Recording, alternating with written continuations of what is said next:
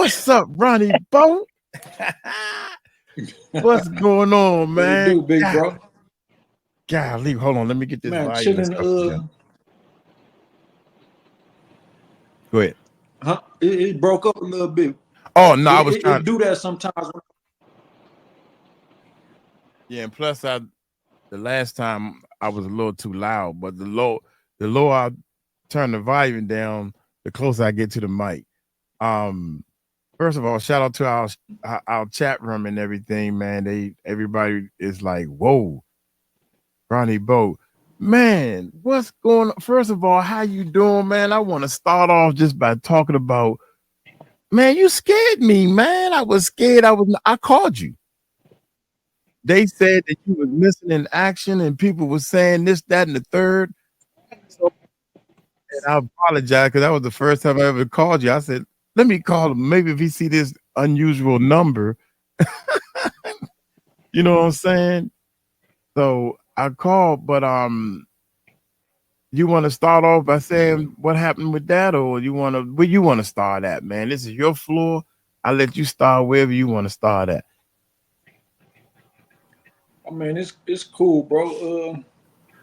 I addressed the issue on a few other channels with Corey on Too Strong to kick it off, and then I addressed it on 𝗟𝗓𝗡𝗞𝗦 channel. But for your audience, the ones who wasn't aware of what was already addressed, basically, I mean, it wasn't as bad as what everybody thought. People were saying I was dead. People were saying I was locked up, which I did have a little run-in with law enforcement, but it wasn't to the extremes of catching a new case. It's just the ongoing harassment that I've been going through for over 10 years, bro. Like they'll pull you over and detain you and ask you questions, act like they've been investigating you and got some crime on you that could put you away forever to try to make you cooperate or, just see what they can get out you, basically. You know what I mean? And sometimes it could be scary because, like, recently, I think that was the Christmas Eve, I think.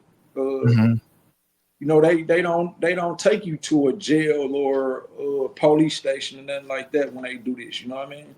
Like they'll take you somewhere you don't even know where you at, so you don't know if they gon', especially how they be acting. You don't know if they finna frame you in a case. You don't know if they gonna kill you. You don't know what they doing. So you know what I'm saying? It's like. So they came up to you, or did they pull you over? You was in a car. Yeah. Yeah. So then now they got you, I guess, under arrest. They get ready to take. So then they took you somewhere else before. They took you. See, they don't even. That's not even called an arrest. Arrest is when they actually taking you to jail for a crime you commit.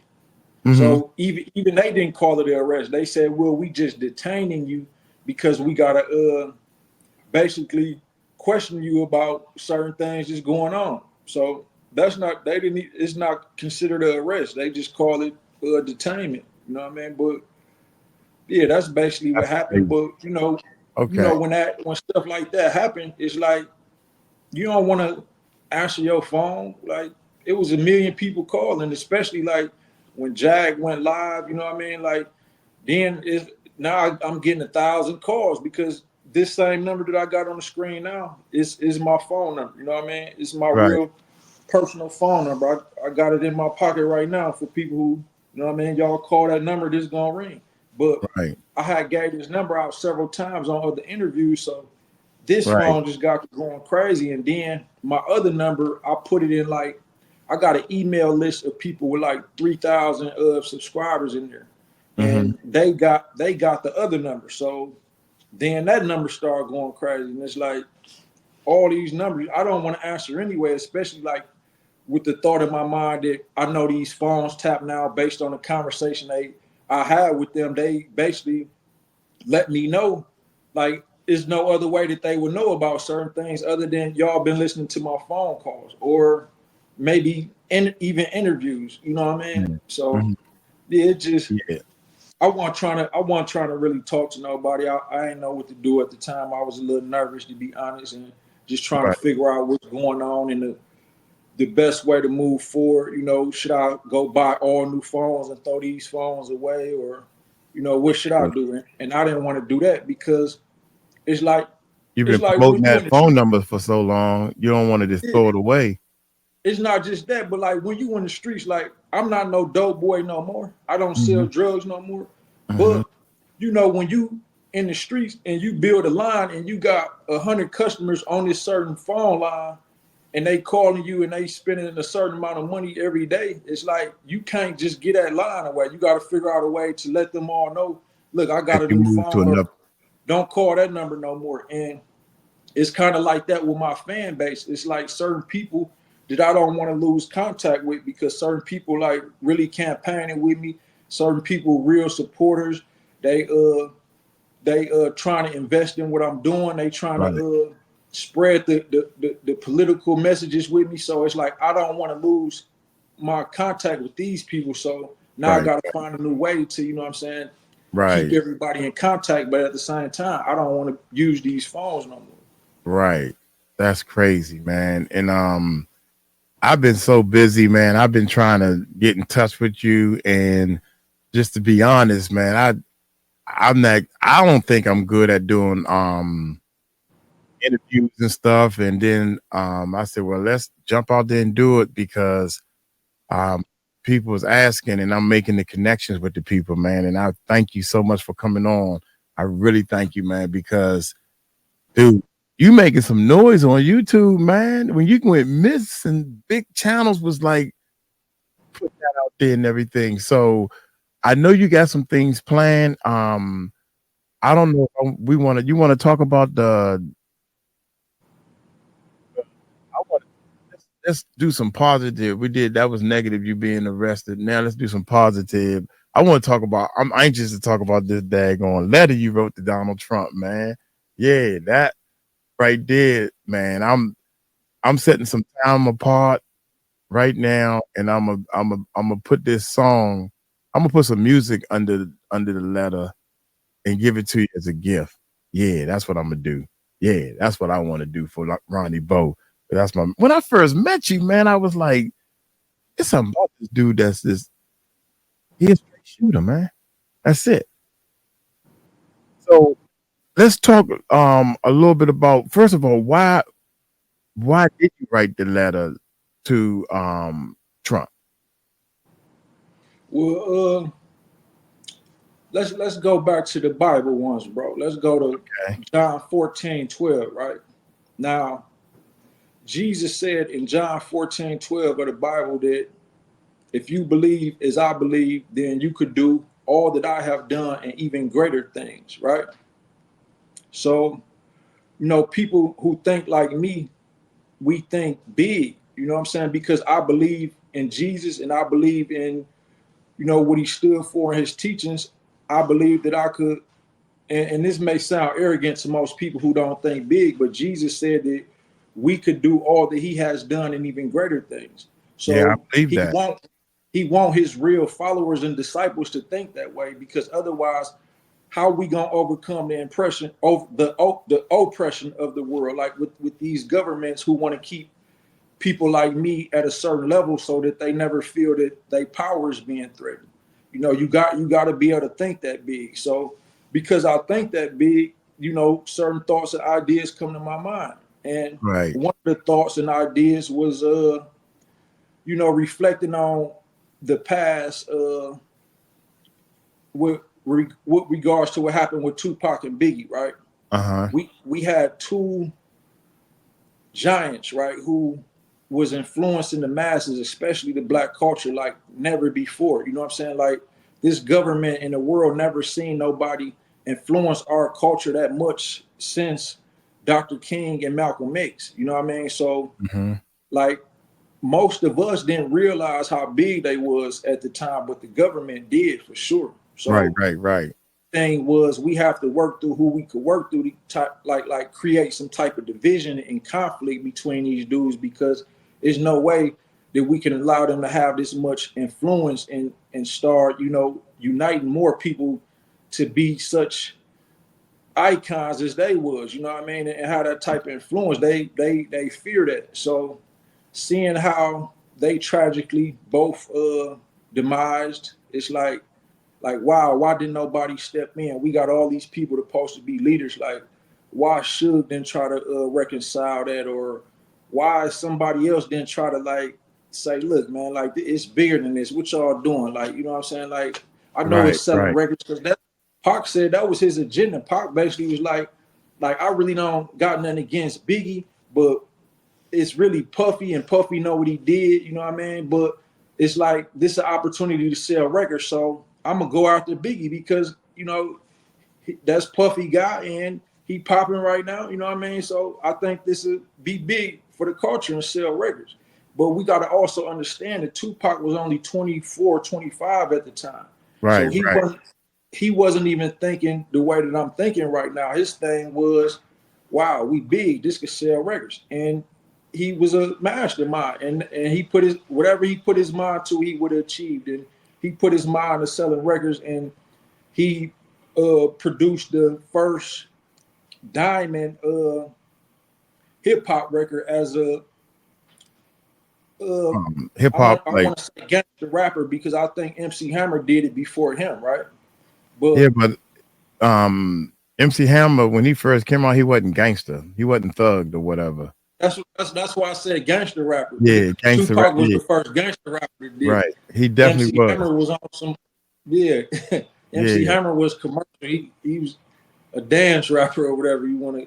Yeah, one of the things what you were saying, like Tupac was 24, and you got to realize, because when I was 24, 25, you know, I'm 58 now, and I think maybe about 8 years ago, you see the movie Coach Carter, when Samuel Jackson kept asking that guy, what is your biggest fears? What is your biggest fears? And one of the guys on the bench said, why you keep saying that? And that little boy stood up and recited that poem, what is your biggest fears? And I looked it up and started researching it. And that brings me back to what you said about the Bible, man, because who are we? Who are we to not think highly of ourselves? That's what that whole poem is about. What is your biggest fears? Our biggest fears is that we can think and do things way beyond our imagination. That's fearful. Mm-hmm. You know, so our biggest fear is we can actually conquer world hunger, but we just got to figure it out one step at a time. Yeah.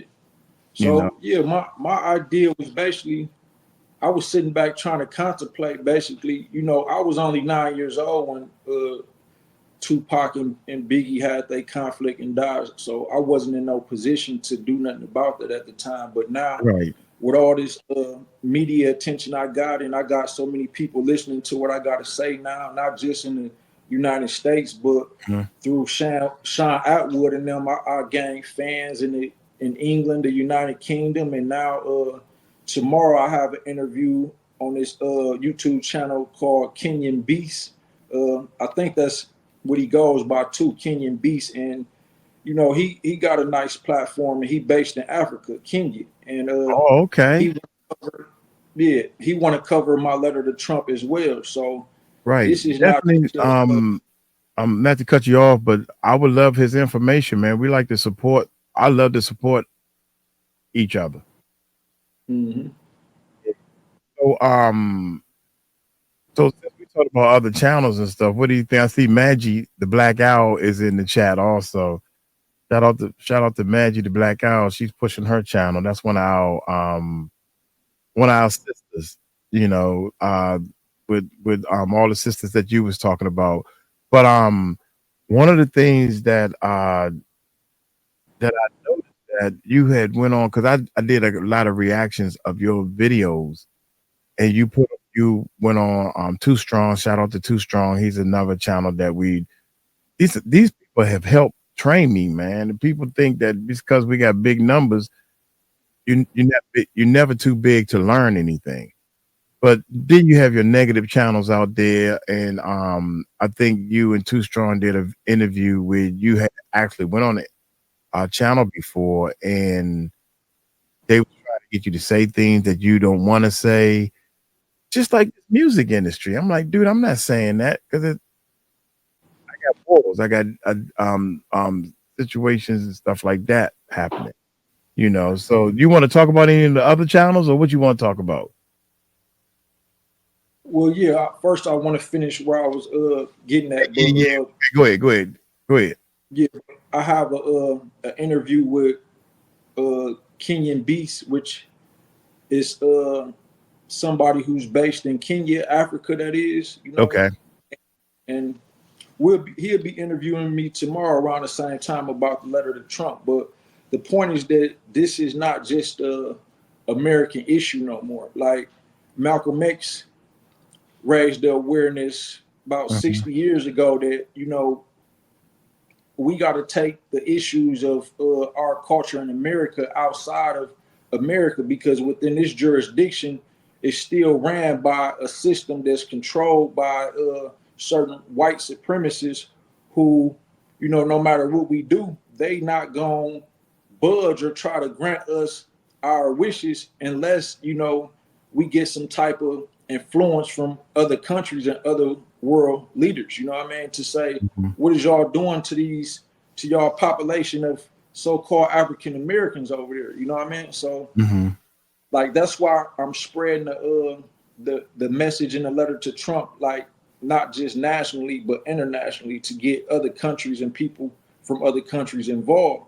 But back to the idea and the point is that, like here in Milwaukee, Wisconsin, which is one of the most violent cities in the United States of America, and Mhm. it also has the highest crime rate, at least my zip code of 53206. And there was a movie done about this zip code by some people in New York a few years ago. You know, they wanted to like investigate and see why this particular zip code had the highest crime rate in the country.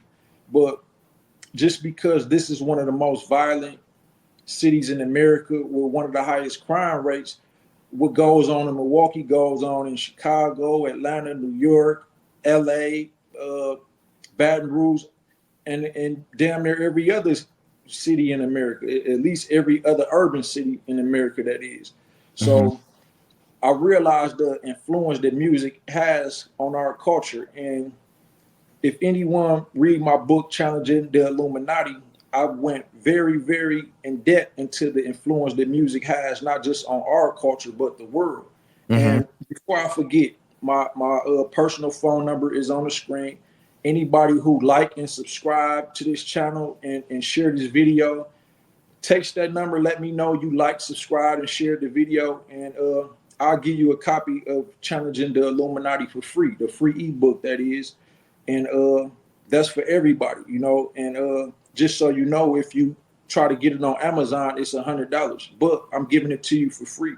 And just because it's New Year's, everybody who hit me between now and tomorrow, I'll give you my other two books for free too. Value of the Vagina and the Holy Trap Scriptures. One is a women's empowerment book, and the other is a black empowerment book. But Okay. okay, back to the point now. Mhm.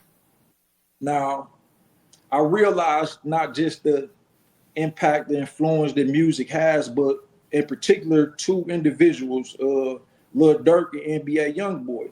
Okay. Now they are the modern day Tupac and Biggie right now, as far as their influence and the impact they have on our culture. So again, I was a kid, a very young kid during the era of Pac and Big, but right now I'm a full grown man with I don't want to sound arrogant, but I have a little influence right now. I have people willing to support me, so I feel like I'm in position to actually do something now. So what did I decide to do? I wrote Lil Durk. We have a mutual friend. My close associate model is close to Lil Durk's best friend, Wook. So I felt Okay. like I could easily get, yeah, I knew that I could easily get the message through to Dirk and get him involved. So I wrote him. I wrote NBA YoungBoy as well, and I also wrote Trump. I know I gave you the letter to Trump already. If you want me to, I could also send you the letters I wrote to Lil Durk and NBA YoungBoy. But the agenda was, okay, with me being in and out of jail most of my life, I done did at least 10 years of my life in prison. I know that, you know, people who come from the streets, once we get in jail, we start thinking. And even the beef and the stuff that we were stubborn about, we start thinking like, man, that didn't even have to go there. You know what I'm saying? Right, I right. shot dude or I killed dude for this, and it didn't even have to go that far. You know what I mean? But it's like we don't start thinking until we get in jail. So I know that Dirk and NBA YoungBoy is actually thinking now. So I know that they will actually consider this now. But again, the idea and the agenda for it is that if they would agree to set their difference to the side and go on like a stop the violence tour. I call it the clear the smoke tour with each other. And especially in all the urban cities where the crime rate and violence is high, you know, I want them to tour together in these cities and spread a message of peace and to donate all the funds raised to the mothers of dead sons who died because of these unnecessary conflicts. And I wrote Trump about that, a very in-depth, detailed letter explaining how, you know, I know Trump is he all about his legacy, you know what I mean? So that would be something that would establish his legacy. Like people got a lot of bad things to say about him now, but when I was just in the feds a few years ago, he released a lot of nonviolent black men like me and a lot of nonviolent gang former gang members. That is, like in particular, all the GDs on Larry Hoover case got released because of Donald Trump during his first term. So I felt like he would be somebody who would be open to something like this, not just because of his legacy, but because he want the support of the black culture, and this is the perfect way to get it. He could stop the violence. You know, he said some terrible things about all the killings in Chicago, but he hasn't done anything to, like, nothing realistically that could practically stop it. So this idea gives him the opportunity to actually do something about it. So if these two dudes agree, okay, yeah, if we could get pardoned or we get bail, we're going toward it together and spread a message of peace to the world. I'm sure Donald Trump will also agree to pardon him or push for them to make bond. And you So know, have you heard that will back from either one of them yet? No, but I did have for sure. I could confirm that over 1,000 people have resent Trump the letter already, and Yeah. these people are from my email list. Like those who've been reaching out from these platforms, calling the number. The email address is actually on there. A lot of them who actually call and or email me, like they in full support of this. So all of them done forward me messages and showed me, look, I contacted Trump. I asked him to read your letter and consider it. So I know that it's been brought to his attention probably more than any other issues in the nation right now that's being brought to his attention.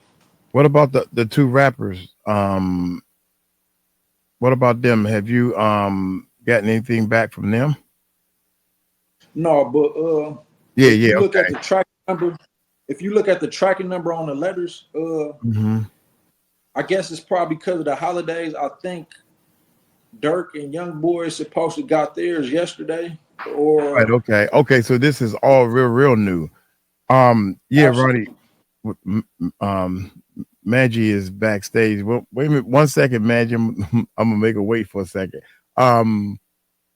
Hey man, you gave me an idea for real. You gave me a we have I have an idea that I've been putting together. The website is real strong. It's called the World's Largest Rap Contest.com, the World's Largest Rap Contest. And I've envisioned going city to city, state to state, getting rappers up, almost like the 𝗟𝗡𝗡𝗞𝗦 mixtape. You remember the 𝗟𝗡𝗡𝗞𝗦 basketball? They go and play basketball, city, state to state. Then they go in the gym and we do this battle. That can work very well with what you just said as far as to stop the violence tour, because the World's Largest Rap Contest needs to be a tour.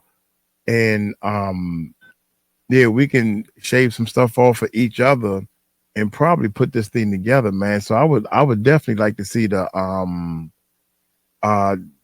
letters and stuff that you wrote to both of them, man, and see if we can get this thing popping. Because if we get it started, that and we start making a little bit of noise, because hip hop is strong, you know. So we're gonna keep in touch, man, and actually this summer Yeah, let's see, can we make something happen this summer? If Trump don't answer, we can still get them to write and do things from jail. Suge Knight is doing podcasts from jail. If we can get both of them through you, I think, I know you can do it, man. I can tell how you talking, and your writing skills is incredible. Now let me bring Maggie on before I get in trouble. Hello. Hey, Magic. Hey, Magic, how you Yes, doing? What you I'm think? Oh, good. I'm sorry, Maggie. Yes, What go. what you think, Ronnie? What you think? That's a good idea. We can talk about it offline and everything. I Yeah, and mean, I'm gonna support. I'm gonna support that full fledged and do whatever I got to do on my end to make it happen, to right. help make it happen. I'm a certified sound engineer. I engineered on different tours with the Budweiser Superfest. I played in bands. I played 5 instruments. So I did everything but put a tour together. So I think me, you, Maggie, and Stephanie, all of us can put our heads together in my team and your team, even two strong team. And I think that Jaguar Right I don't know team, how to sing. I don't know how to sing. You good. will destroy your album with me. We need somebody to drive the truck. So you're gonna drive the truck, Maggie. I don't know how to drive either. Okay, you're gonna wash the truck there. How about that? Now you gonna cook the food. But we everybody can help and participate to make our voices be heard from a positive side of the music industry instead of all this negativity and P Diddy and all this. You got Jay-Z allegedly is in trouble. You know what I'm saying? So Everyone is so allegedly in that we trouble. yeah, we're But talking about Ronnie Bo, I did have a few questions for you if you don't mind. yeah, go ahead. No, I actually anticipate, and I'm honored that you came on to ask me questions, Magic. Feel free to Thank ask you. me whatever. Thank you so much. So, how do you feel about those black, because there's a certain sector of black YouTubers whose only obsession is to attack other black people and then insult white people who try to help those black people that they have a problem against. How do you feel Oh, about that situation as a black man? well, it's ironic that you brought that up because I did a live with Sean Atwood on his channel a couple days ago, and I actually mentioned that I don't want to be the dude that's on here into celebrity gossip and bashing other black men or black women about Mhm. nothing. You know what I mean? I know Diddy did some terrible things, and the main thing I got against him is what he did to Natanya Rubin because I see her as a sister.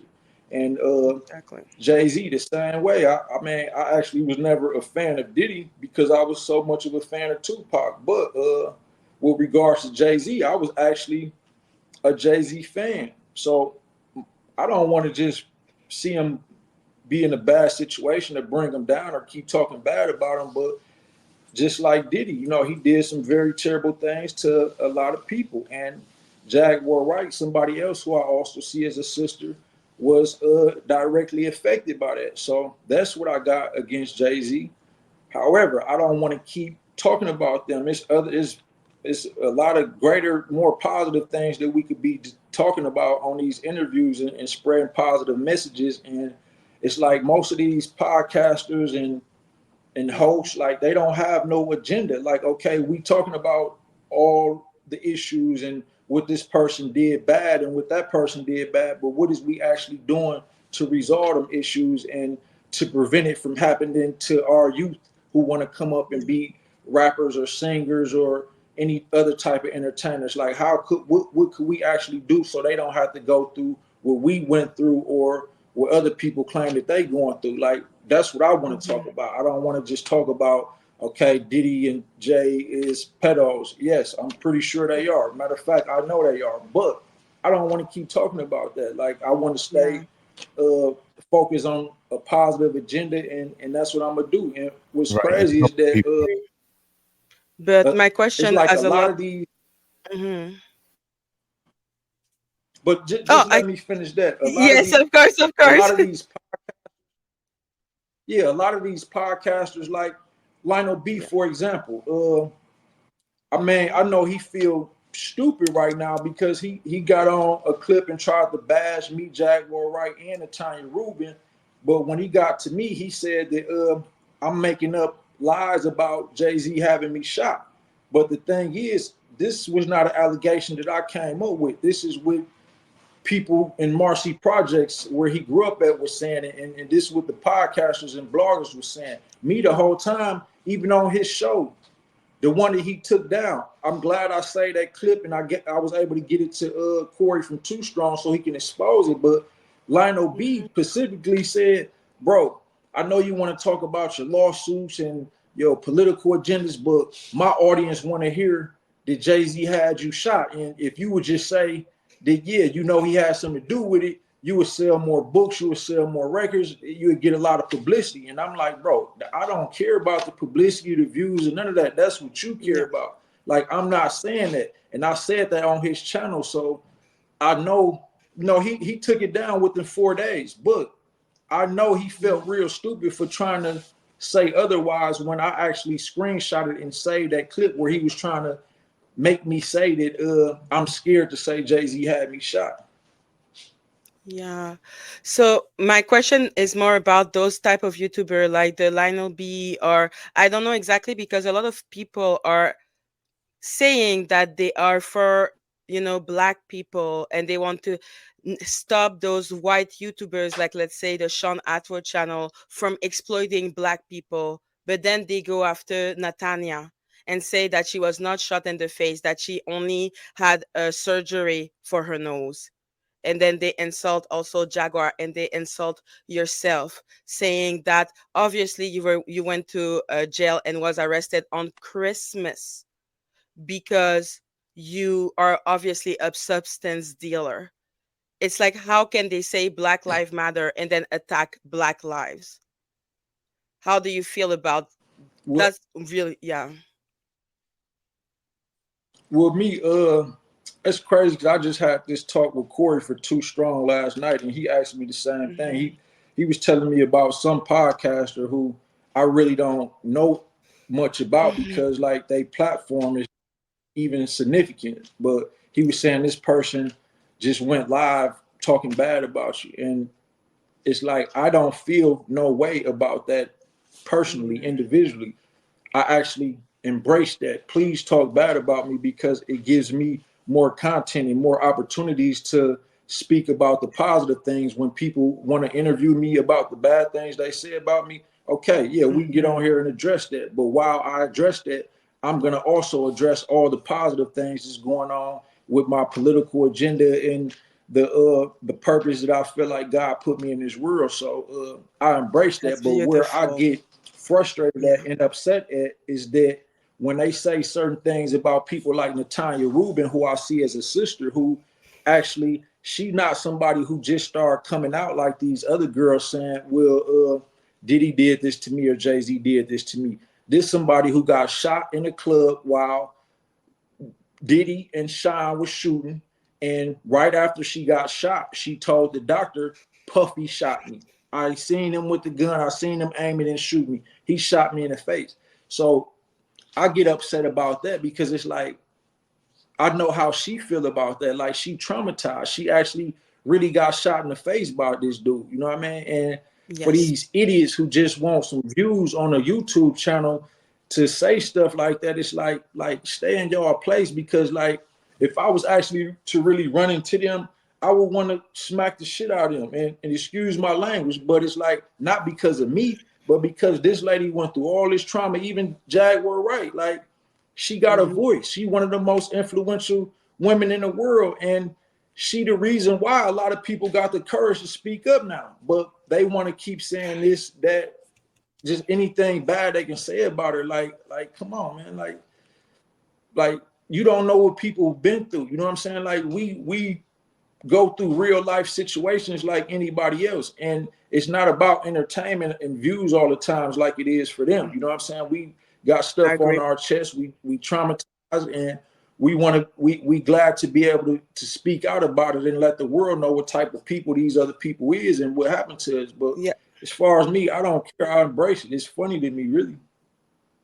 Yeah, but they continue to go lie after lie. Like I said, I didn't expect the Natanya was not really shot. She had surgery part. They have called her a voodoo priestess, her liar, her charity was put in place only to steal money. She already received her 1.5 million. Why she do they are really trying to pick at those black people because and I keep on insisting on the black people because those people would then attack other white YouTubers who put like the Jaguar Wright and Natanya on their platform and then say that those white people are racist. And for me, I'm just like they're trying to silence black voice, but then attack black people, white people in the name of Black Lives Matter. Mm. Yeah, Like I well, cannot deal with to be that. honest, Yeah. we I'm not gonna say no names, but there are a lot of white platforms who don't even know Yeah. much about our culture, but they interviews and they know that you're not gonna get no more views than being able to talk about black people. You know what I mean? Black people is the hottest Mhm. topic in the world. You know what I mean? So, and to say something bad about black people is an even greater topic. So we do have Yeah. white people who understand that, and they just want to talk about black people for views and to make our culture look Absolutely. bad anyway. But there Mm. are some, I guess, who have other agendas who probably really embrace what we go through, but it's Mhm. definitely not many. You know what I mean? So I mean, Exactly. I don't really have. Yeah, No, it's because for me, I agree because I don't think being good or bad or being opportunist or not is a color. I think anyone can be anything. But the fact that they are ready to always go back to that while attacking and trying to diminish black women is for me something that just blows my mind.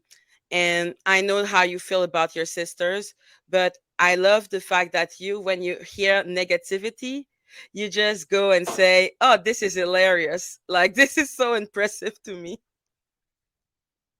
yeah, it really is like you can't you can't just be offended about everything somebody say about you. Like especially when you got a name, you got to expect that. You know what I'm saying? Like I come Mm-hmm. from negative environments. When you start doing good for yourself, people who not doing so good, it's crabs in the bucket. They want to bring you back down in the bucket with them. They don't want to see you make it out. So I'm used to that. Mm-hmm. So now that Ronnie Bo became a hot topic on YouTube, it's like I don't expect nothing else other than that. And I know that it's Yeah, more negative minded people than positive minded people. So with that, you're gonna get more negative publicity than good. But the crazy thing is that all the people who talking bad about me really don't even have no more than they don't even have 100,000 subscribers. They not getting that many views. Like I get more um views, there's one that but has half a million, but yes, continue. but yeah, and that's but as far as the views, like I'm Yeah. having a greater impact about Yes. all the positive that people say about me, and it's like an election. Like when you run for president, you're gonna have probably Hmm. the top candidate's gonna have probably half of the country, and the other top candidate gonna have half of the country. You can never expect everybody to just support you. You know what I mean? So if this was an Exactly. election, then I'm winning. I got the majority votes, positive votes. So I'm not concerned about the negative votes right now or I the people understand. against. Yeah. Yeah. Okay. Ronnie, one of the viewers I've been looking for it. I told y'all I'm not good at this, but one of the viewers was asking a great question. They was like, what is your um what do you expect to get? I'm paraphrasing, but what do you expect to get by writing this letter to Donald Trump? I think I kind of cut you off when you was in the middle of the story coming down to the reason why you're writing this letter in the first place. So, can you explain that? Absolutely. Well, people hear me say on my dead brother a lot, right? Right. So I have a dead brother who died. He got shot in the head. He died tragically. I had to go to the morgue and see his body like a day or two after that with my mama. So I know the impact that such violence have on mothers, like my own mother. She didn't have to experience me dying, but her other son, just as worse. You know what I mean? Like I saw her pain.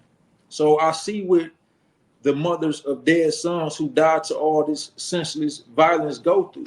And with me, again, being in the position to actually speak on it now and knowing people who know Dirk to reach out and say, Dirk, would you be willing to do this? And having access to President Trump through his email and his office address is like, I wouldn't even feel like a man if I don't at least try. You know what I'm saying? Like, I gotta at least try to do something about it. And it's not just about me and what happened to my brother or what my mama going through because her other son got killed. It's like I'm seeing this in my environment. Like it's a lot of pain in my environment, and that pain not only causes the mothers that go through so much stress, frustration, and depression, but the pain turns into anger, and that's why our youth, our young black men, like killing out here, and just they don't care no more.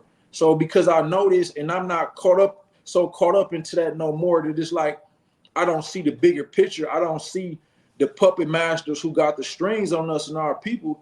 Like I'm not in that position now. Like I can see things from a broader perspective now. You know what I'm saying? I can think on a level of these puppet masters out here who, basically inducing all this violence in our communities. So now, with me being on that level mentally and with me taking what Jesus said in John 14:12 into consideration, it's like, okay, Jesus, this is how you want me to think? Okay, this is how I'm gonna think. And when you think a certain way, that leads to certain feelings, and those feelings lead to certain actions, and those actions lead to certain results. You know what I'm saying? Or consequences or whatever you want to have. But the way that I'm thinking now is leading to positive results. So, I mean, and I don't just want justice and relief for my mama, but I want that for all the mothers of dead sons. And it's just like when I'm in the community now, like sometimes I might feel like I gotta ride with a gun because of what's going on. Like and it's traumatizing, bro. Like I don't want that for me, and I don't want that for my brothers and every other street nigga, whatever you want to call it. Like they can't think like this, so I gotta think like this for them. So I'm doing this for all of us. Do you know Afro Elite as a he is a YouTuber? Who? Afro Elite. Maybe I'm too French. I No. think that's someone that you should be in contact with. You and him could create like something amazing because like you said, you are really about positivity.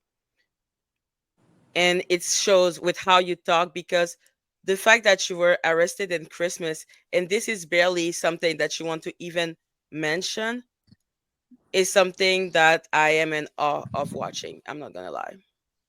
Yeah, well, I wasn't arrested on Christmas. I was detained Christmas Eve, but during Christmas, I was getting a million calls because of everybody online saying that I'm either dead or locked up. So I just, what I was dealing with the police and all those calls, I didn't want to deal with. I didn't want to talk to nobody. Like I actually went, soon as the courthouse opened, I actually went straight to the courthouse and filed lawsuits so that I can fight back against what's been going on with me. You know what I mean? And that's the only way that I wanted to deal with it. I didn't want to hear nobody saying, "Oh, Ronnie Bo, we were so concerned, we miss you," because for most people, I know that they don't genuinely be concerned. Some, I mean, I got my third eye open. I could see who really show real love, who really like me, who really support me, and who really spies disguise that supporter. So I don't even I don't even like to feed into none of that fake love. To be honest, I'm sorry, but I'm so French. What is the difference between detain and arrest? detained is arrested is Yeah. when they actually got a crime on you and they read you your rights and say you're under arrest. You got a right to remain silent. Anything you say against you could be used in a court of law, and they actually take you to a police station or jail. Detain is when they basically just put cuffs on you and hold you until they search your car or take you for questioning or do whatever they purpose is for putting you in cuffs. But it's definitely a major difference. Yeah, thank you so much I, for explaining. I just wanted to pop on, Ronnie, and say that I'm from England. I'm a white man from England, and I just find you're so inspirational. Whenever I hear you talk, it's remarkable, mate. And what you're doing is brilliant. So I just wanted to pop on and say thank you. Bro, I appreciate you. Thanks a lot for telling me that, because like I trust me, I'm not even really no emotional guy, bro. But when I hear stuff like that, it make me emotional, and I want to cry, but not sad tears, but more like tears of joy, because Happy. I really put my on the line to do what I'm doing, and for people to acknowledge that, and to the point that they inspired by what I'm doing, it actually really touched me, bro. Especially with you being from England, bro. Like it's very rare that people in England will be listening to somebody like me who come from the trenches, the ghetto, the hood, and actually be impacted and inspired by my struggle. Because it's like we don't even think nobody could relate to us enough to understand or be inspired. So to hear that, bro, you just embraced me, and I appreciate that, bro. Much love and respect. Yeah, no, and it's what makes it even more special is that you're not afraid to say that you've done stuff wrong in your life. Do you know what I mean? And you held your hands up. You've served your time for whatever it is that you've done, and you've come out a stronger person and a better person. And you're using your history to try and better not just America, but the world, really. Because YouTube, all these interviews that you're doing and stuff aren't just being shown in America, but they've been shown all over the world. So hopefully what you're doing, and like the letter to Trump and stuff like that, will have an impact everywhere, not just in one country. And it will, because when people like you are paying attention and getting involved, it make the president think like, who is Ronnie Bo? Why is this dude from England, this white guy from England, asking me, am I going to take Ronnie Bo letter into consideration? Like, and that makes him want to look into Ronnie Bo and actually read the letter and say, well, wow, now I understand. This is deep. Maybe I should, because now I got people in England, Africa, and other parts of the world saying, take Ronnie Bo letter into consideration. And now I could see his vision. So maybe I should act on this. So I appreciate that acknowledgement, that encouragement, and the recognition, bro. Yeah, cool. Yeah, that was all. I Another just wanted to question I jump on have. and say that. Yeah. My another question I have is, from that letter, what would be the three main thing that you would want to see change in the Black community? I want to be able, like, if I leave right now and go to the gas station, right? I'm in the trenches. I got to worry about another black man looking at me crazy just because I'm another black man and I got tattoos on my face just like him. I want, after, or hopefully when a letter is taken into consideration and I have the impact and results that I wish for, I want to be able to, when I see other black men who come from the struggle I come from, to embrace me and say, how you doing, bro? You know what I mean? Much love. Have a nice day. Other than, like, I gotta look at them the same way, because when they look at me a certain way, it's like, if they smell fear, then they so messed up in the head, and I don't blame them for that. It's the influence of this music, and the what the government is putting it in our people here. So I don't blame them, but it's like, okay, if I try to be nice, then they gonna think, oh, dude, soft. I'm a robber. No, like, I gotta look at them like, bro, what you looking at, bro? What's wrong? You all right? We gotta do this. You know what I mean? And I don't want that. I don't want to have to act tough with them or be tough with them or hurt them, because I know I have real courage. And in most instances when things happen, they end up being the victim. So it's like, bro, I didn't want to do that to you. I didn't want to shoot you. I didn't want to beat your ass. I didn't want to do that. But I had to do that because the way you looking at me and the way you thinking, I'd rather be able to walk up to you and shake your hand and hug you and say, bro, you know what I'm saying? It's gonna be all right. We're gonna make it. You know what I mean? Ronnie, somebody in the side chat's asking how they can help to send your letter.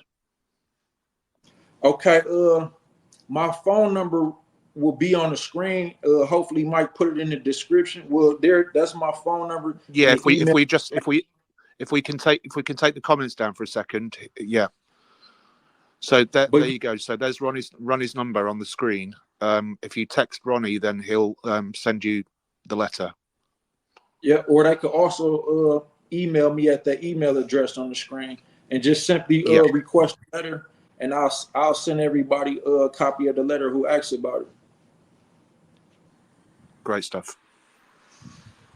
And the letter also includes Trump's address and his email address for people who want to like actually support and resend it and say, please take this letter from Ronnie Bo into consideration. Like his info is also there. And also, if you want the letter that I wrote to Lil Durk, I also could send you that. And I could also send you the letter that I wrote to NBA Youngboy. It's kind of like their letters are kind of like replicas of each other. It's slight differences because I actually know people who know Durk, so I addressed that to him in the letter. But you know, if anybody want to see exactly what was said, I could get all the letters like directly to you through the contact information on the screen. Also, just to reiterate for those that have joined since Ronnie said it, he said that as it's New Year, if you get in touch with him via that phone number or via the email, then he's willing to send all 3 books of his to you for free. So I'd recommend doing it because I've got the books and he just writes brilliantly. And speaking of that, bro, thanks for saying that. But I also want to say, one of these podcasters said that I'm putting out AI books, right? Okay. Now, that's just for the record. The books that you say sound so brilliant, 2 of them was published 12 years ago. So there was no AI then, just for the record. Like, I get my inspiration from God, and God is a lot more intelligent than AI. So if you want to credit anything to my writing, say, wow, God wrote some great books through Ronnie Bo, not AI. Yeah, and the other thing is as well is don't pay no mind to these content creators that are just putting out rubbish just to get. It's just clickbait. It's just that's all they want to do is they want to use your name, people like you and Jaguar and their names, to make money. Basically, that's all they're trying to do. Whereas all you do is you jump on a stream and you say, "I've got this for you for free." Do you know what I mean? So it's I wouldn't pay Ronnie them no Bo, mind. when you talk, it reminds me of the song of Tupac or something. I learned because I'm French that the hate you give, the acronym was for thug. So that is what you would like to change in the community, right? So that we don't create thugs.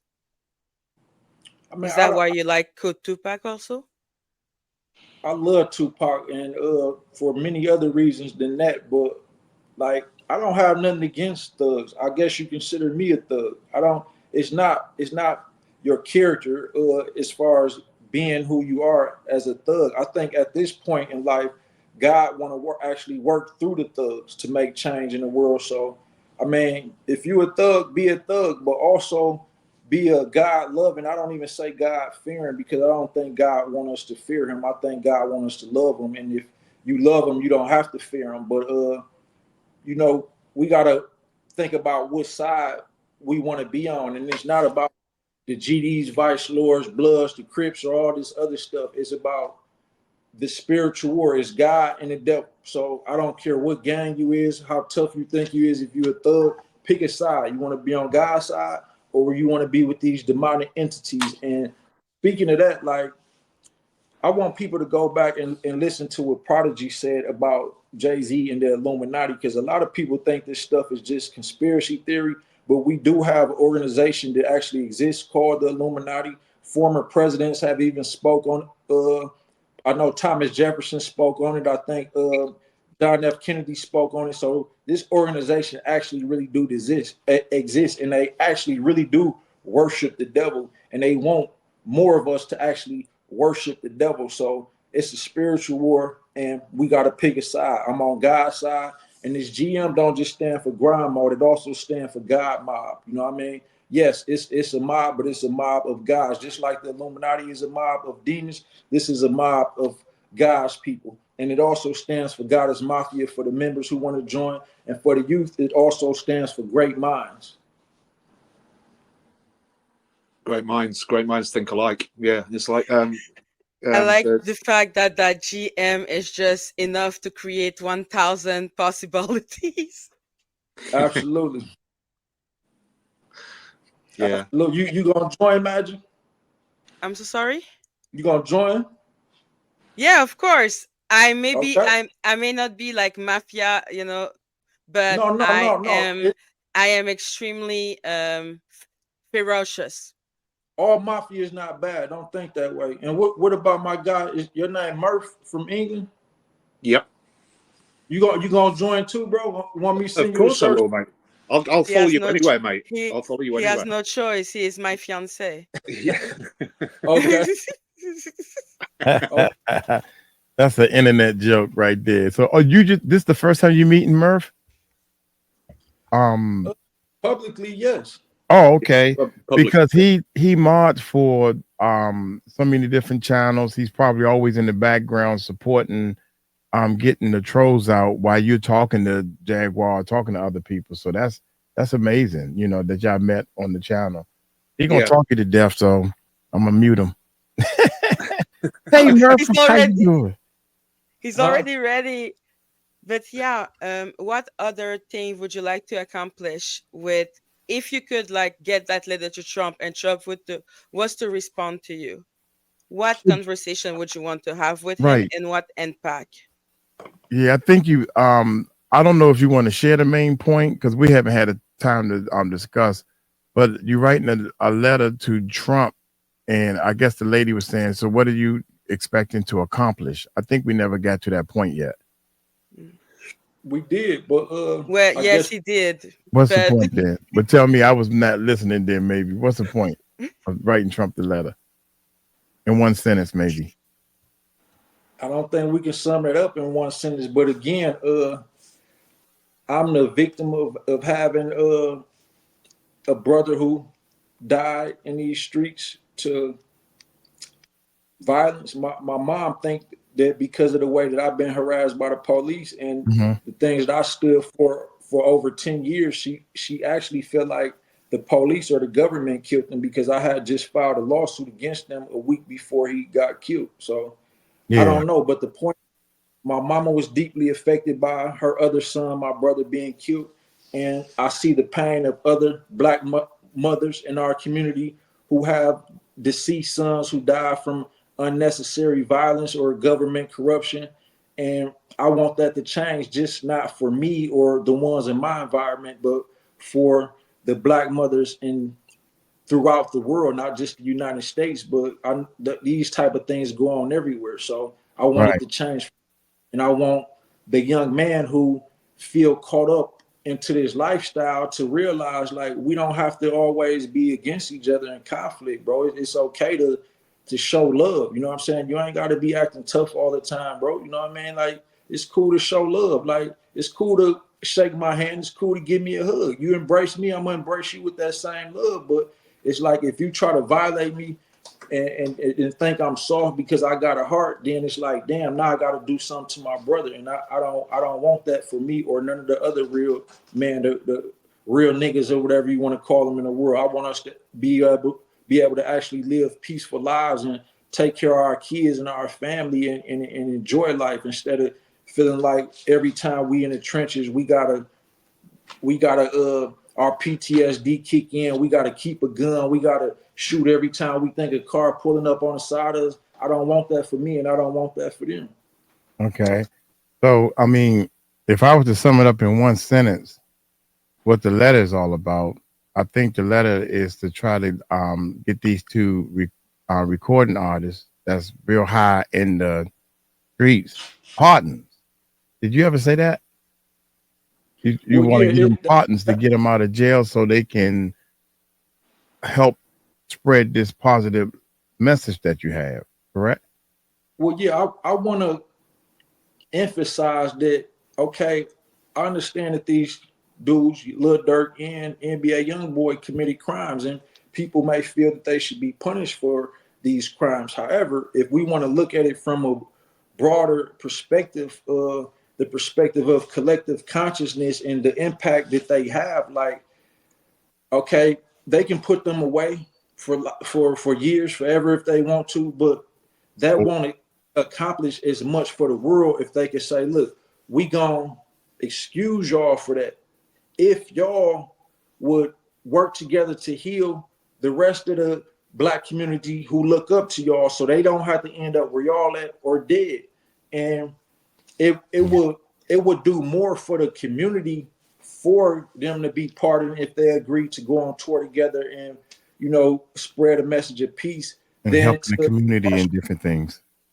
because they only two individuals, but they impacting millions of young men and women all around the world. So, okay, we can lock these two individuals up, and that's cool. But now we still got millions of people in the world who doing the same thing that they did to get locked up and worse. Yeah. So what have we accomplished by locking them up when we can accomplish so much more by pardoning them and putting them out here on tour to raise money to donate to the mothers of dead sons and create peace amongst our communities.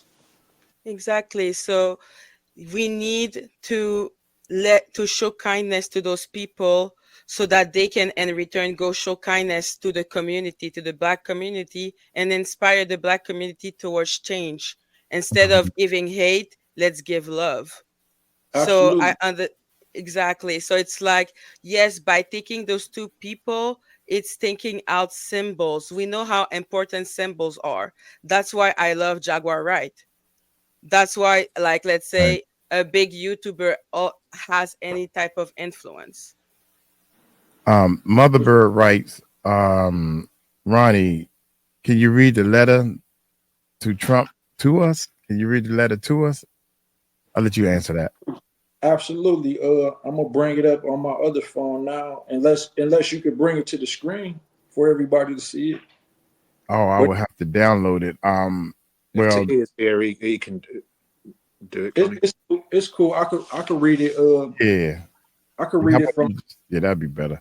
It's like 3 pages, so it might take about 10 minutes if everyone has the attention span to listen for 10 minutes. Then Yeah, I think we do, mate. I Tayer, think you've got one of yeah, those voices. I don't think people will mind. but can Okay. Tayer still try to put the letter on the screen if it's a 3-page letter? I'm about to mute both of y'all. Go ahead, Ronnie. Okay. Dear President Trump, I hope this finds you in good health and high spirits. I'm writing to propose a unique and impactful initiative that could have a profound positive effect on our nation's youth, especially within disenfranchised communities. This proposal seeks to address both the issues of violence in urban America and the potential for rehabilitation and redemption for two of the most influential figures in contemporary hip hop culture. Dirk Banks, aka Lil Durk, and Kentrell Gaulden, aka NBA YoungBoy. As you are aware, both Lil Durk and NBA YoungBoy are young men who have faced legal challenges with their involvement in the criminal justice system at a crucial point in their lives. While their past actions may have been controversial, their influence on millions of young Americans, particularly young Black men, cannot be overstated. Their music and their public personas have shaped the lives and attitudes of countless individuals, especially within our nation's inner cities. However, they also possess the unique ability to drive change and influence their communities in a way few others can. I propose that you take bold action and provide a pathway for both Lil Durk and NBA YoungBoy to make bail and or be pardoned for their offenses. Instead of incarcerating them, I ask you to offer them the opportunity to participate in a groundbreaking initiative that could have a national and even international impact, a Stop the Violence / Clear the Smoke tour. The premise of this tour will be to provide a platform for both artists to come together, reconcile their past differences, and spread a message of peace, unity, and community healing. The key to this initiative will be that both artists agree in writing to dedicate their time to community service, specifically through their involvement in this tour, and to agree to terms and conditions that all funds generated will be divided between and distributed to the mothers of dead sons throughout the urban communities where this tour will be conducted. This will not only inspire peace and reconciliation in our respective communities, but also set an example of how individuals can change their lives and use their platforms to promote positive messages. Given the immense influence these two young men have over millions of young people, this initiative could lead to a nationwide movement that emphasizes the importance of peace, mental health, and conflict resolution in the streets. Their participation in this program could resonate deeply with at-risk youth, sending a powerful message that even those who have made mistakes in the past can work towards a brighter future. The symbolic act of calling a truce between them, combined with their music, will demonstrate a power of reconciliation and hope for the next generation. This effort would not only benefit America domestically, but could also have a global impact, showing that the United States is committed to promoting peace and reconciliation through culture. The Clear the Smoke tour of Lil Durk and NBA YoungBoy will unite diverse communities and spark dialogue that transcends borders. As you may know, the untimely deaths of Tupac Shakur and Notorious Big in the 1990s left a profound mark on hip-hop culture and America as a whole. Both Tupac and Biggie were revolutionary voices using their music to shed light on social injustices, police brutality, and systemic oppression. They were not just artists, they were unifiers, calling attention to the issues that affected millions, and they play an instrumental role in shifting cultural narratives. However, their growing power and influence were seen as a threat to those who benefited from division. By exploiting East Coast, West Coast tensions, external forces believed by some to be linked to powerful clandestine groups created a conflict that ultimately led to their tragic murders and motivated the youth to engage in violence and murder their peers. This division between Tupac and Biggie has since been seen as a strategy to weaken the unity within the hip-hop community, preventing influential voices from coming together to challenge the status quo. But you could end that vicious cycle and establish an even greater legacy for yourself by taking this proposition into consideration. Fast forward to the present, where we are witnessing a similar pattern emerge between NBA YoungBoy and Lil Durk. These two artists represent the voice of the streets, speaking openly about the harsh realities of systemic injustice, survival, and the challenges facing Americans' urban communities. Like Tupac and Biggie before them, Lil Durk and NBA YoungBoy have the potential to become unifying forces capable of bridging divides and inspiring millions of people to take action for change. However, by keeping them at odds and exacerbating their legal and personal struggles, powerful forces are working to prevent them from reaching their full potential as influencers and potential peacekeepers. This manufactured division serves to isolate them, keeping them focused on personal feuds and legal battles, rather than joining forces to change the status quo and promote a positive, united message to their massive audience. It is clear that a repeat of history is unfolding before us, and now, more than ever, we must act to break this cycle.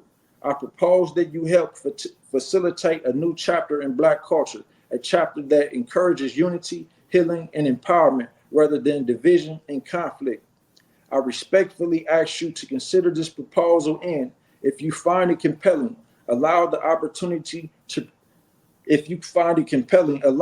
the opportunity to present it in person at your upcoming inauguration in the form of a speech that will outline this narrative in full. This would be an ideal platform to publicly present this visionary effort and rally the American people around a cause that can help mend divisions and build a stronger, more united nation. Thank you for your time and consideration. I look forward to the possibility of discussing this proposal with you further and working together to make a meaningful difference in our country. Sincerely, Ronnie Bo. Wow. Wow. That's crazy. That's a great letter, mate. Great. I was just Maggie and Murphy, y'all know I'm just joking and playing. Y'all know I play too much, so Uncle Mike, of course. What? yeah, I didn't. I was thinking about what I said about. I said I'm gonna mute both of y'all. Y'all know I'm joking. Oh no, But you were like, you didn't do the voice. So I oh knew it was fine. yeah, check it out. Check it out. Ronnie, I think if Donald Trump answer or don't answer the letter, I think we still should go on with the same plan. Get put both of them, even if they in jail or not, put both of them on a pedestal, and unless they agree with it, because if they gonna agree with it through the jail, we can still work it through this social media and everything, and still get the message out there. I'm the type of person I always say, man, F them people. Do you? If 2 people can get it, we got 113 people watching right now. We keep building and building. Maggie, Murph, and everybody.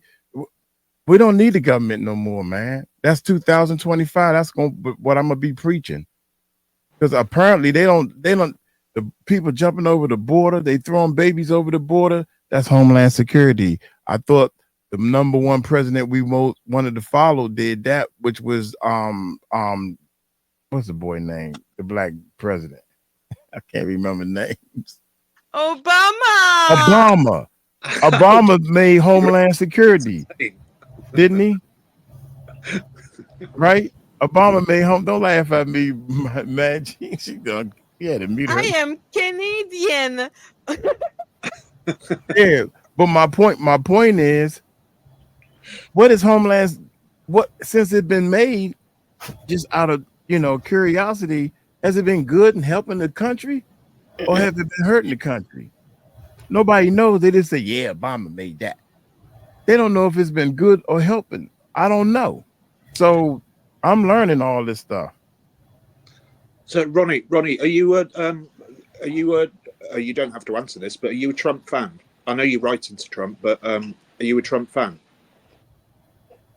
I wouldn't say I'm a Trump fan, but being that I was incarcerated about 3 years ago in federal prison, and I saw that many black inmates like myself were released because of something Trump pushed through, it made me feel like he's somebody that I and people like me could actually work with, rather than people like Biden or even Kamala Harris. I don't think that Kamala Harris will, even though she's supposed to be black or whatever, I don't think she would be willing to support this, because she has puppet masters behind her who she has to please. And Trump is like, I don't want to take orders from nobody. I want to do what I want to do. You know what I mean? But a thing about Kamala was that from my recollection and what I researched about her, while Trump could say that he freed maybe a black man, Harris actually hard to maybe 1,000. So it's not that I'm a fan. Like, I think how Mike think. I think we don't really need the government, but I want to give Trump the chance to do his job as a president and do something great for the country. And if he don't do it himself, then I have to step up and try to do it myself. But I just feel like Trump is somebody that we could work with versus other presidents, including Obama. And have you thought about getting into politics yourself? Because you sound like you've become very political in this kind of stage of your life, and I think that you make a great politician. Well, I don't think I could run for mayor or Congress or anything like that. I'm not sure, but my leaders like Malcolm X, they wasn't Congress or mayors or president or anything like that. Even Tupac, he was a rapper, but his voice had a greater political impact. Tupac and Malcolm X, their message in that voice had a greater political impact than so-called politicians. So it's not that I want to actually get into politics or be a politician. Maybe I am already a politician, just untitled. But it's like, with regards to your question, I do want to be able to transcend from the celebrity gossip movement or whatever they want to call it to being more political. Sector. We'll Yeah, say. the sector. Like most of these podcasters wouldn't even let me talk about this letter to Trump because they want me to talk about what did R. Kelly tell you when y'all was in MCC Chicago about Jay-Z or this person. It's like, bro, he don't even want me to talk about that. And I don't want to talk about it no more. I said what he told me, and that's that. Like, I don't want to keep talking about that. You know what I mean? I want R. Kelly to actually use his voice to tell the world how they put us under such inhumane conditions in MCC Chicago during the pandemic. And to be in prison alone, like I had a dog before. Like I treated my dog way better than I was treated in prison. And not just, that's just prison in general, but during the pandemic, we was treated like, I mean, like just, I don't even know, I mean, worse than animals is treated. And R. Kelly witnessed that. He was right there in there with me. He seen this, and I told him, like, I didn't, my voice wasn't as big as it is right now. But he had the voice to where the world was listening. He could have let them know that this was going on not just with him, but with every other inmate in here. However, he wanted to just focus on, I didn't do this and I didn't do that. Stuff that the world already just think you guilty of anyway, bro. It's like, okay, they don't want to hear that, bro. But if you would speak up for all us and the whole inmate population in the United States, then maybe they'll have some compassion for you, bro. You know what I'm saying? Maybe you could get the support of the Black community again. But he didn't do that, and I feel like that was very foolish of him. And so I fell back from R. Kelly because of that, and trying to be a positive voice for him. Like, I'm gonna let his people deal with that. You know what I mean?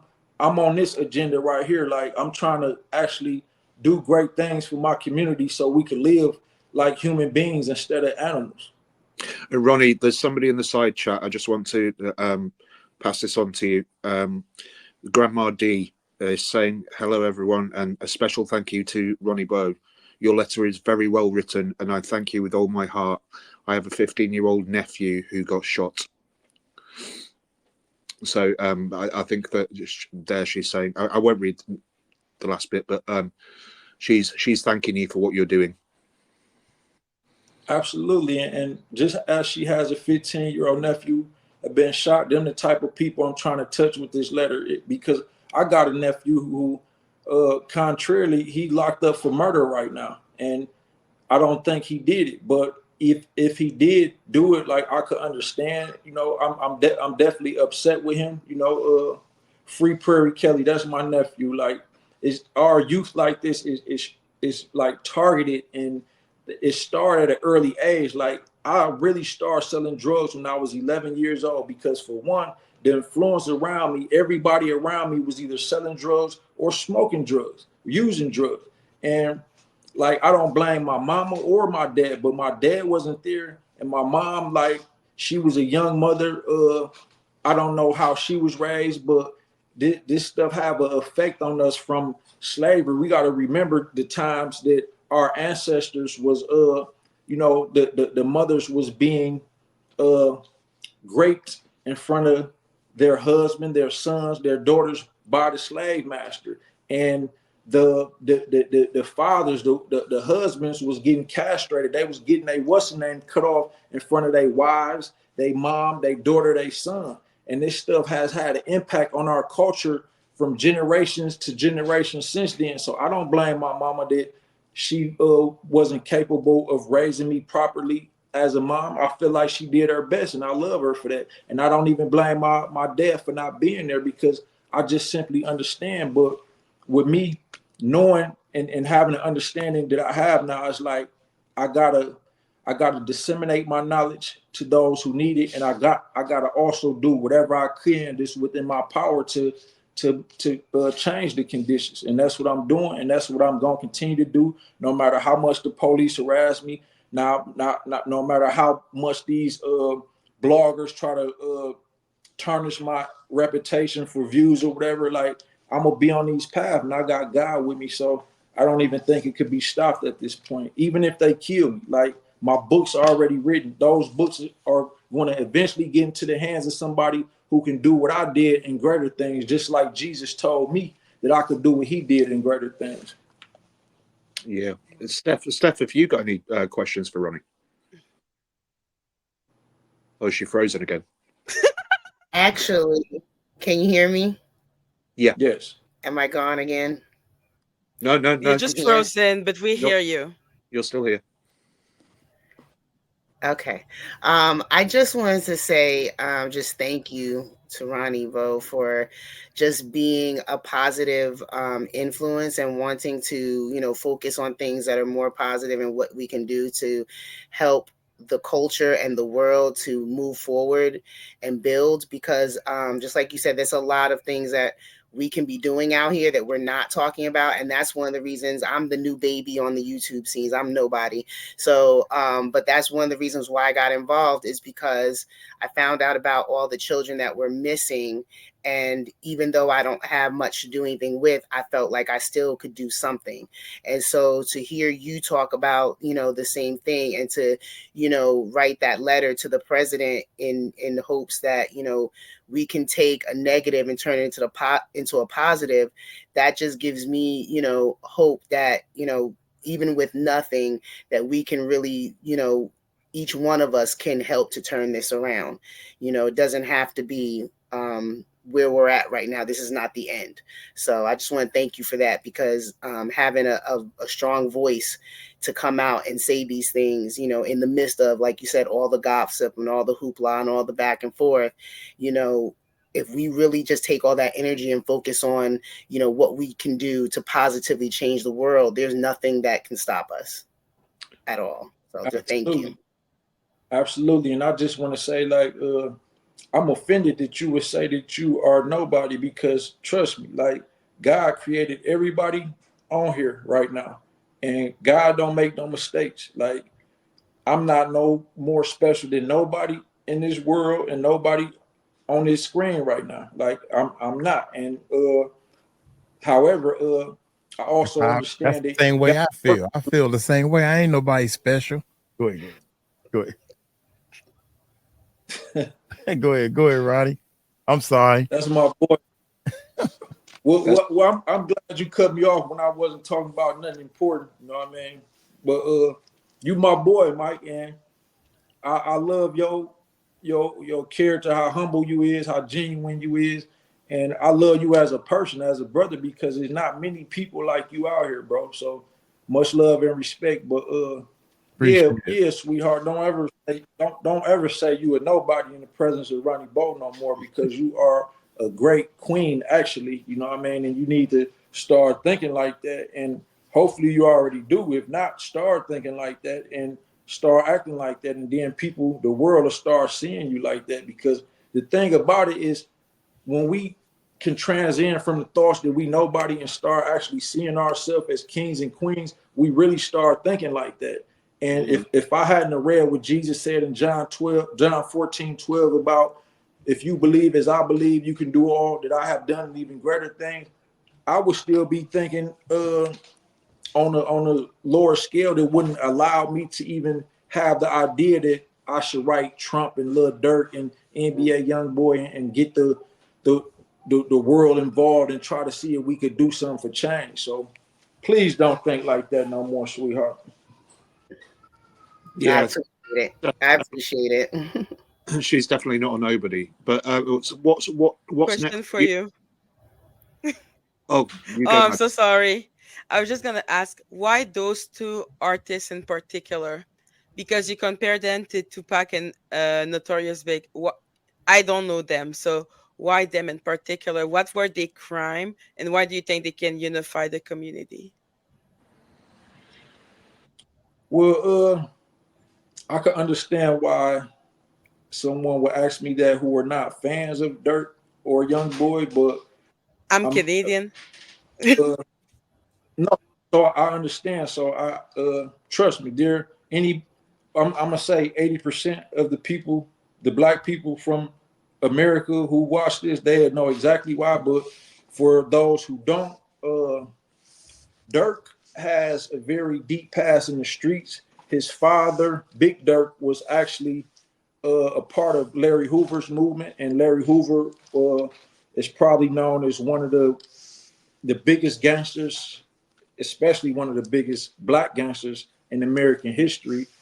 And that made Lil Durk with his father's involvement in that organization. That made him be somebody that his community always looked up to anyway. And when he became influenced in the music industry, I'm sure that the powers that be, these clandestine groups that we want to call the Illuminati or whatever you want to call them, saw that, and they put their puppet master operations together. And one of Dirk's artists, King Von, got killed in Atlanta for a conflict with another hip hop artist, and that other hip hop artist was associated with NBA YoungBoy. So this is how their conflict or so-called beef became so big.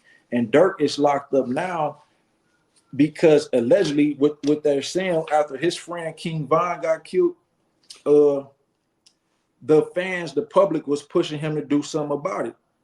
And so, you know, the other side, someone who was a part of the other side who killed Dirk's friend ended up getting killed, and the feds pinned it on Lil Durk. They said, you paid somebody to do this. And I mean, hopefully he's not guilty of that. I don't know. But NBA YoungBoy is locked up now, not for anything like directly tied to that conflict, but he was targeted as well. And when you target it and you become so big and you got all this conflict, you feel like I explained earlier, you feel like you got to have a gun. And he felt like he had to have a gun around, I guess, and a gun was found around him and he was charged with it. So he was locked up for that, and then he was put on bail. And while he was put on bail, they said he had some type of drug operation going on. But at the end of the day, they both are victims of getting caught into this trap that was set by the federal government. And I'm just trying to provide a way for them out, other than a way, the most weak man do, and that's like telling on other black men. What's next for Ronnie Bo then? I know you're pushing this letter to Trump, but what's next for Ronnie Bo? What can you see yourself doing in the future? Murph, I like you, bro. I'm glad you asked that because it's New Year's Eve, and what's next for Ronnie Bo? Soon as I get off here, hopefully y'all let me go after this question. But whenever I get time, I'm gonna sit back, meditate, analyze myself, and reflect on the fact that I have thousands of people in my emails and phone texting me, asking me to be their leader. I never desired to be a leader of anybody, but I guess they see leadership abilities in me and are willing to act on that. So what I need to do as a person, I need to not only analyze myself, but I also have to analyze the leaders that I looked up to, Malcolm X in particular. Even Dr. King, they said he was cheating on his wife so much and doing other things, but that should never take away from his message and what he accomplished for our people. But on the other end, they say Malcolm X was actually a very disciplined man who actually lived and breathed his agenda to liberate black people and to basically establish equality for us. So I want to try to get on that level. So my New Year's resolution is to become a better person.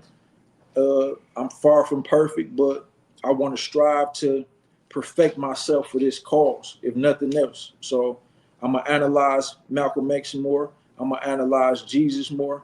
I'm going to analyze myself more and see where I falter and try to, point out my qualities and just stay more disciplined going into year 2025 so that I could be the leader that my supporters are trying to push me to be, not just for them, but for myself and for my heavenly guardians and my kids. Like, I just want to be a better person. That's amazing. I just want to just one last comment from me before you bow out. I just want to reiterate that I just think you're inspirational, mate. So thank you. Thanks for asking me, Murph. And I think your involvement in this live made it as great as it could have ever been. So I appreciate you for coming on, bro. No worries, bro. All right.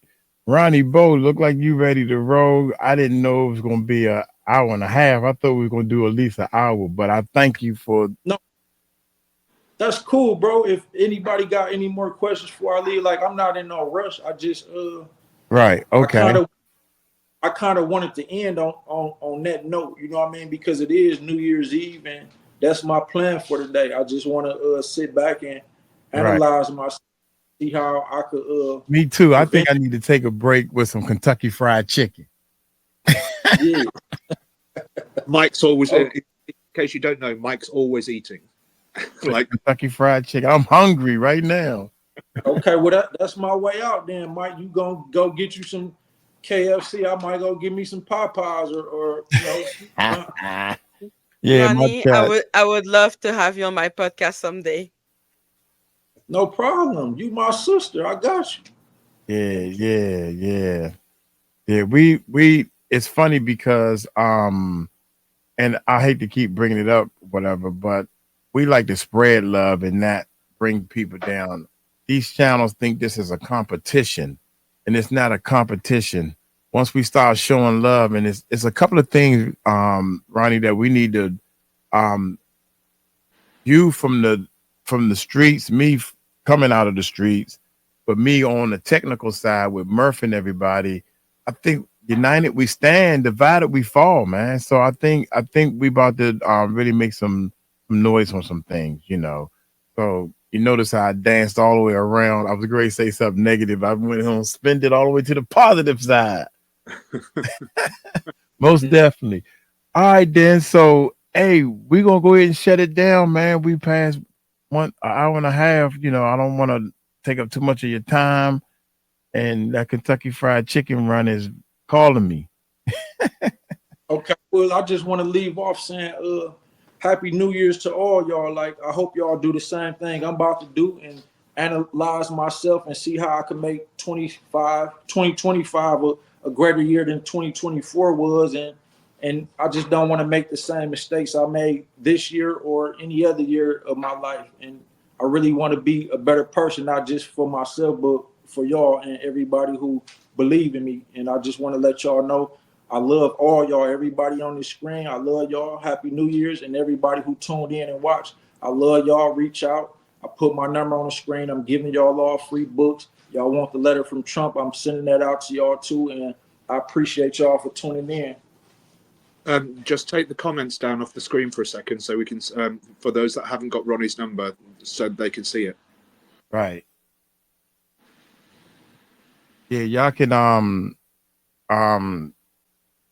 take down Ronnie Bo's number. Maggie and Murph, I'm gonna drop y'all out so the number can be bigger. Yeah, do it. Okay. All right. Bye. She said Bye, y'all. See you later, mate. all right. Boom. Boom. Oops. Did I drop the wrong person out? Yeah, there you go. So the number. Yes. Hello, Steph. You may drop me. Bye-bye. Bye. There you go. Now the number is bigger. So look here. That's Ronnie Bo. We got a game plan that we're going to be working on. And I always give, we got to get time prepared financially. You got to get prepared for it financially. And I think this will work. I really think this will work. It's probably what I've been waiting on all this time, for somebody that could really help push this thing from your point of view, because everybody on my team is almost like, I help you. What you want me to do? You know, you got to have you already got a vision and you know how you want your thing to work. And if we work together, we can, I know it's outdoor concerts, you know, that's going to bring the youth together, you know. But anyway, we'll talk about all that. Look here, y'all, we're going to get on up out of here. Hey, y'all take it light, take it slow. Y'all tell them Uncle Mike. Hold you so. Peace out.